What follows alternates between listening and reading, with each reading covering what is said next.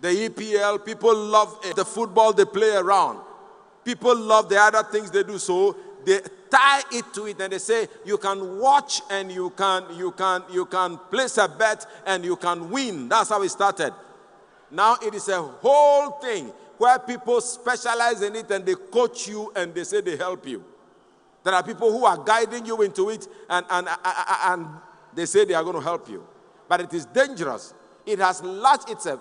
What I want you to notice here is that it has been connecting that people like.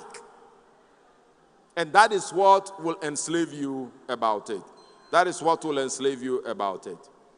Enough of this general introduction. Let's go into the repercussions and impact of gambling and betting. The repercussions and impact of gambling and betting. Let's go to that. The repercussions and impact of gambling and betting. The first repercussion I want you to notice is that it is luring and addictive.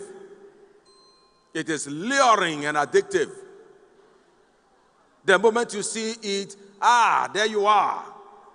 It can lure you, it can deceive you, it is tied, it will arrest you and make you a slave, not to give you life, but rather to steal, to kill, and to destroy. It will lure you and it will mess you up. The next thing is that it increases poor social behavior. It increases poor social behavior. Because of your betting and the gambling, if you are caught into it, you are always running away from the groups of people that would give you better relationships, and you are hiding and sneaking into the betting shops and the betting stops and the places like that. And it is pulling you away from people, particularly when you have gone to deceive somebody and you take somebody's money to go and place a bet, and then the money is lost because you have lost. You then begin to hide away from people. It destroys your social behavior. There is complete research to prove that it increases school dropouts and unemployment.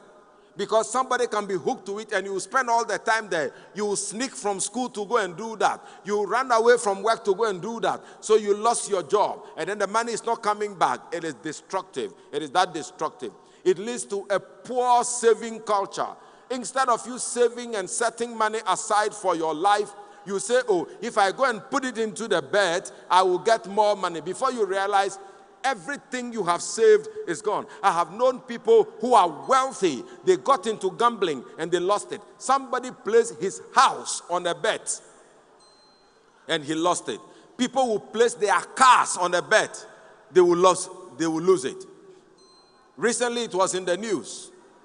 A chief somewhere who placed the family cocoa farm on a bet and lost. So it leads to a poor savings culture. It leads to stealing and fraud. It leads to stealing and fraud. So when you want to go and play and you don't have the money, you defraud people by deceiving them, or you actually go and steal the money. Gambling can be that destructive to you. It can be that destructive for you. The other thing that gambling does is that it leads to alcohol and substance abuse. Because you are sitting in there and you are doing it, and when you lose, you are so depressed that you don't know what to do, and then you get involved in things that will give you a high in your body, so that you will lift yourself out of the depression. And before you realize, you are destroying yourself. When you win, they say, let's celebrate. When you win, they say, let's celebrate. And then you join people, and before you realize, you are misbehaving. What it does to you is that it doesn't teach you character. It rather leads you into some destruction. And we'll talk about it as we go along.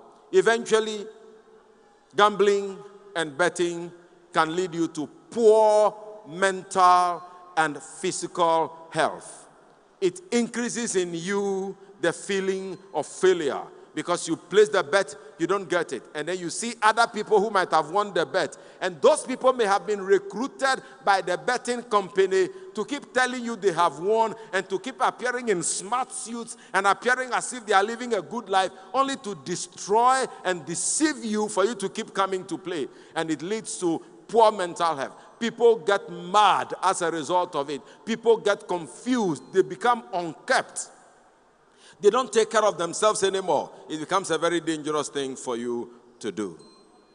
Now let's focus on gambling and betting and the Christian youth in the next few minutes for me to wrap up. Let's focus on gambling, betting, and the Christian youth in the next few minutes for me to find out. The first thing I want you to note is that we cannot find a categorical statement in the Bible on gambling. We cannot find a categorical statement in the Bible on gambling. Specific. Thou shalt not steal. Thou shalt not cheat. Thou shalt not fornicate. You cannot find a statement in the Bible that says, thou shalt not gamble. You can't find one.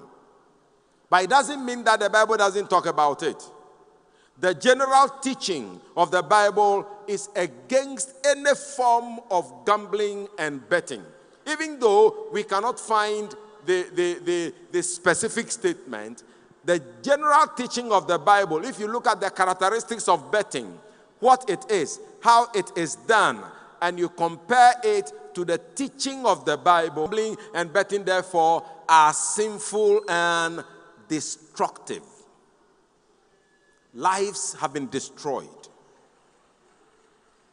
If you are winning too much, the gaming company will come after you. They want to check and see how you are doing it because you are breaking their... If you start and they notice that almost all the time you come to play, and if nobody